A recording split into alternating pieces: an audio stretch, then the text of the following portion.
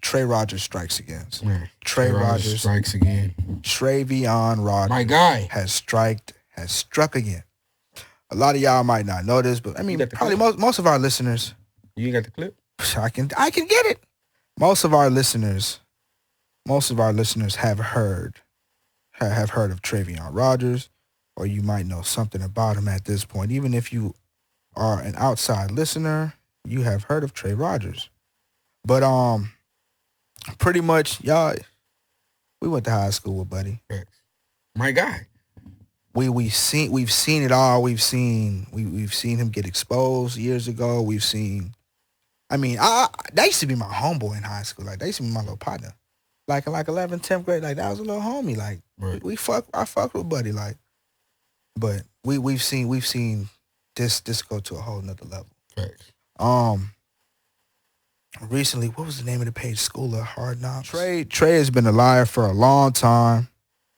We've seen his lies escalate, his antics escalate. Like, everybody got that friend or somebody that they went to school with that was just a lying ass nigga or a lying ass female. Like, everybody knows that lying ass homeboy or homegirl. But he was the nigga that he would make sure he backed up the lie. Facts. He always backed up the lie. And when we were kids, we didn't think this through. But at our big age now, we are past our 10-year anniversary of graduating high school, bro. And this nigga Trey hadn't stopped. Lost his damn mind. Facts. That nigga ain't stopped. I mean, he's a legend at this point. He a legend at this point. Fact. This how it happened, bro. I was at work. That nigga, my nigga Malone was like, yo, Fresco, I'm about to fuck your head up. He's like, you remember Trey Rogers from high school? I'm like, yeah, I remember Buddy, the little lying ass nigga. He said, look at this.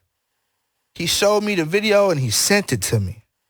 When I did see the video, I can't say this. When I did see the video, I believe that shit. Bro, I believe the piss out. And that's how you know, listen, it take different liars. Hey, the nigga had me, I was for sure. I'm like, damn, this nigga doing good in life. Like, that's what's up, bro. This nigga. Yeah, that was a crazy thing. When I sent it to one of our group chats, I was like, y'all remember this nigga Trey Rogers? Look at Buddy, man. And that nigga Stacks was like, damn, that shit is crazy. I was like, yeah, that shit's sad. He was like, huh? What do you mean? Man, I swear to God, I'm like, what the fuck? That nigga's living life up. Oh, no, matter of fact, I think Grady sent it. Yeah, Grady sent it to the group chat. We gonna get into more of his lies, but this was the video. We saw him on the School of Hard Knocks. It's a super popular wealth and financial literacy blog or social media site. TikTok, Instagram, Twitter. He was going viral. He got 10 million plus views everywhere. So he went crazy there. But the guy interviewed him, and this is what happened. A year? It's a lot. Someone can say, hey, I have a net worth of $1 billion, but at the end of the day, you don't have $1 billion liquid. So, I mean, it's more of what do you have as far as your portfolio. So portfolio range, about 420. What's that? 420 million. What industry did you ultimately pursue a career in? I started off in oil and gas as a project manager. From being a project manager, starting off as an angel investor, and then from an angel investor, had a few successful exits, or quite a few. And then I started my own private equity firm. What was the biggest risk that you ever took throughout your career? Snapchat. Snapchat was. How so? They were raising their seed round in 2010, and I ended up investing pretty much everything as a project manager. Just my salary, 80 grand. This nigga is crazy. That was a big risk, but I mean, it paid off. How much did you make off Snapchat? So I was a board member of Snap. I actually retired about 3 years ago. In 2010. So, I mean, from just Snap and all the other companies in my portfolio, probably about 72. What is the biggest thing, in your opinion, that takes a business from 7 to 8 and eventually 9 figures? How can someone really scale and grow their business in today's world? Marketing. You ask any investor, they're going to tell you marketing. I can sell shit, literally, and people will buy it. Mind you, it might not be everyone that'll buy it, but if I market it right, there'll be hundreds of millions of people that actually invest into that. It doesn't matter what it is that you're selling, what it is that you're presenting, same thing with your channel. If you can market it right, then people are going to come. That's literally all it is. Yo. So, so is this nigga a genius, right? He's definitely an evil genius for sure. Yeah. I think mental health has to be spoken about with this because this is crazy. You think so? The nigga said he was a board member of Snapchat in 2010. We was in high school together in 2010. Like, we had classes together in 2010. But Columbus said he founded fucking America. Yeah, I mean, He said he found it. I think he said he found it in India. It ended up being America or some shit like that. Oh yeah. Whatever. Potatoes. Tomato. Exactly. It's like you can say mental health, but if you can lie to a motherfucker, bro. No, that's a sickness. The way that nigga just freestyled that, the nigga just saw Mike walked up to it and just freestyled a fucking Gary Vanderchuck's fucking come up. The nigga watched like 3. Should have happened his head ass. Man, he watched 3 of Gary V's interviews, read Jab Jab Hook, and fucking said, "Hey, oh, this is my life story." And that shit worked. Yeah, it definitely worked. It worked. It just, you had enough niggas to be out there and say, nah, this nigga lying. Because there's so many people that he's been exposed by before. And this shit happened like almost 10 years ago. Bro, I'm going to tell you, and this is just my personal experience with him, just hanging out with him, football. We was teammates in high school, shit like that. Right. We went to this Nike combine for high school athletes for football. High school football players, whatever. So we went to the Nike combine. I rode with him and his mom. Like, we went out there like 5 in the morning. It was out there in like, not Jersey Village. Where that racetrack is at, like towards Conroe. You know what I'm talking about? Conroe racetrack. No, I can't. Woodlands. It's probably somewhere around in Woodlands, right? Yeah. So, yeah, exactly. Somewhere around there. Gotcha. So we go out there to the combine. We competing, doing our 40s, doing your vertical, shit like that. So in the 40, he ran the 40. We was like together with the 40, and well, we weren't together with the 40 because we were with our positions. He ran his 40. We came back together because we was kicking it. You know what I'm saying? Like, we were the only people that we knew from there at the time. Then we ran into like C and Portier and like niggas like that.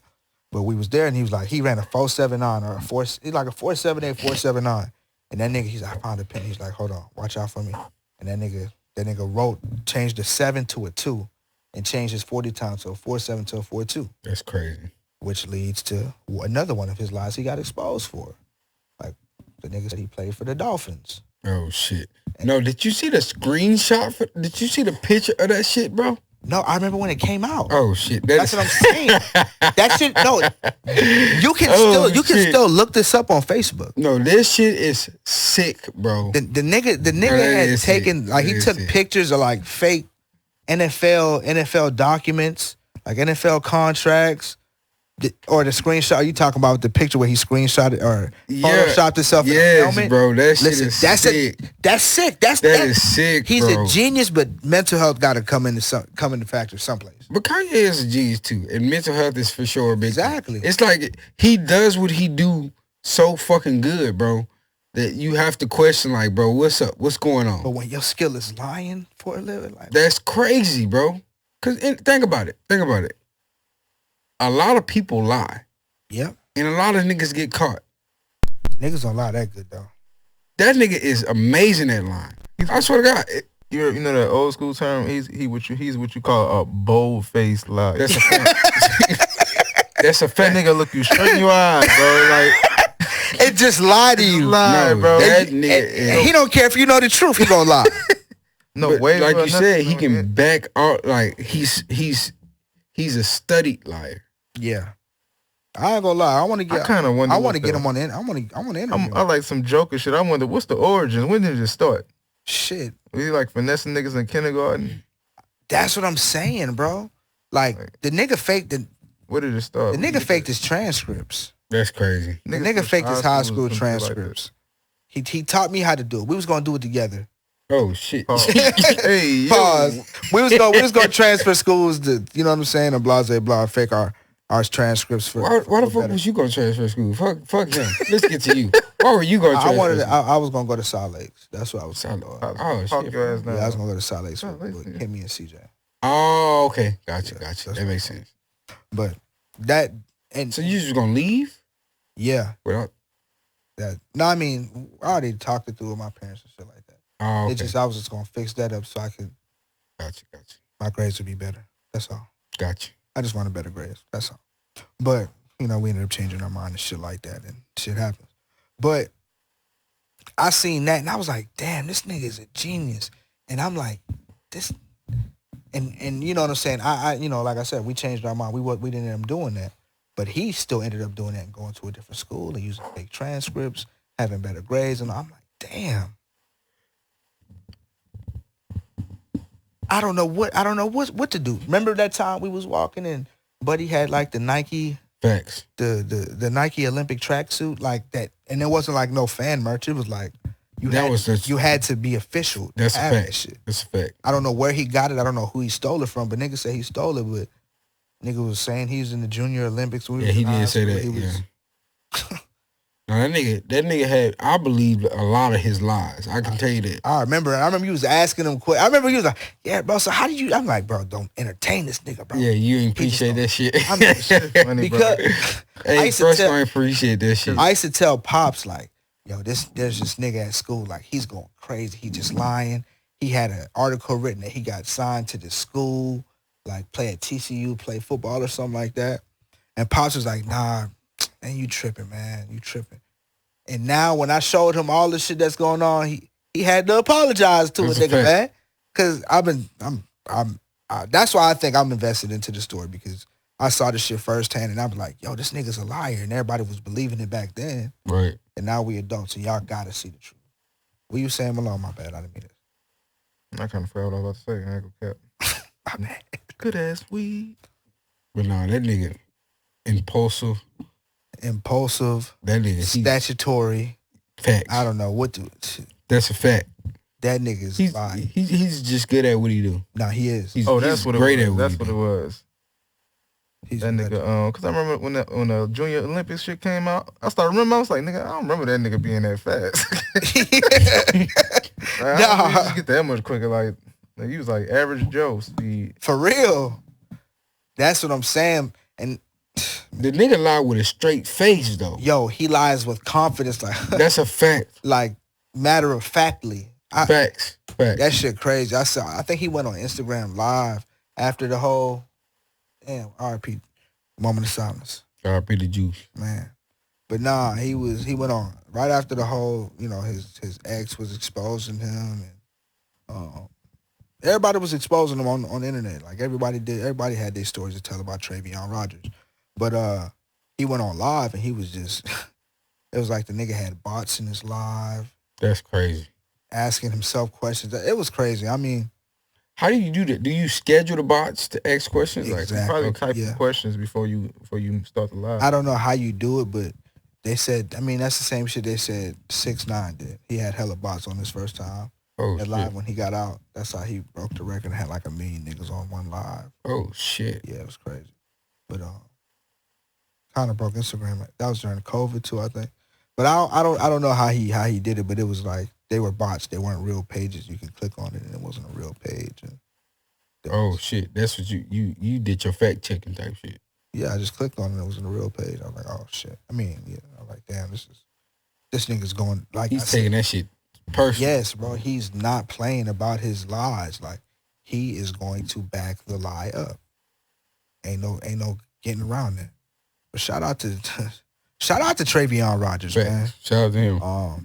If any of y'all know any Traveon Rogers stories, y'all want to send them to us. Maybe y'all want to pull up and tell y'all Traveon Rogers story. Like, pull up, man. It's like we can do like a weekly segment on Buddy. But I really want Buddy to pull up. I want to interview him.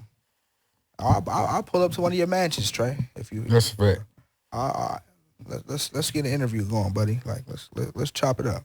If y'all know Traveon Rogers, send him my way. Let's get an interview going. I want to learn, and maybe we can spread some of that knowledge to the people out there.